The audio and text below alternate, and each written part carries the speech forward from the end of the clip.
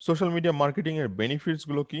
ব্র্যান্ডের অ্যাওয়ারনেস বাড়াতে চায়, ব্র্যান্ডের আইডেন্টিটি বাড়াতে চায়, ইকুইটি বাড়াতে চায়, তাহলে ব্র্যান্ড অ্যাওয়ারনেস ক্যাম্পেইন আমাদের করতে হবে এবং সেক্ষেত্রে আমাদের ব্র্যান্ড অ্যাওয়ারনেস এর যে গোল সেইটা মিট করতে সোশ্যাল মিডিয়া আমাদের হেল্প করবে। এছাড়া ওয়েবসাইট ট্রাফিক বাড়াতে হলে আমাদের সোশ্যাল মিডিয়া অনেক বেশি হেল্প করবে। কন্টেন্ট ডিস্ট্রিবিউশন, আপনি যে কন্টেন্টটা ব্লগে পাবলিশ করছেন সেগুলো যদি ডিস্ট্রিবিউট করতে চান তাহলে সোশ্যাল মিডিয়া মার্কেটিং আপনাকে অনেক বেশি হেল্প করবে। এছাড়া interaction with the target audience, আপনি ব্লগে হয়তো মানুষ খুব বেশি অথবা আপনার ওয়েবসাইটে মানুষ খুব বেশি ইন্টারাক্ট করে না, বাট আপনার যদি সোশ্যাল মিডিয়ার প্ল্যাটফর্ম থাকে, পেজ থাকে, আপনি সেখানে আপনার কন্টেন্ট পাবলিশ করলে সেখানে আপনার অডিয়েন্সের সাথে কানেক্ট হতে পারেন।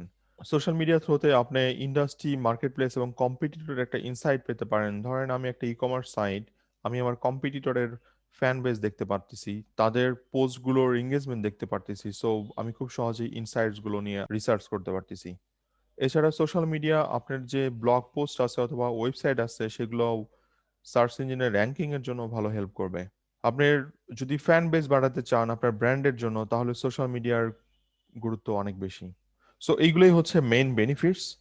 আপনি যদি একটু আপনার ব্র্যান্ডের সাথে মিলে দেখেন এবং চিন্তা করেন, আশা করি আপনার এই বেনিফিটস গুলো আপনার কাজে দিবে।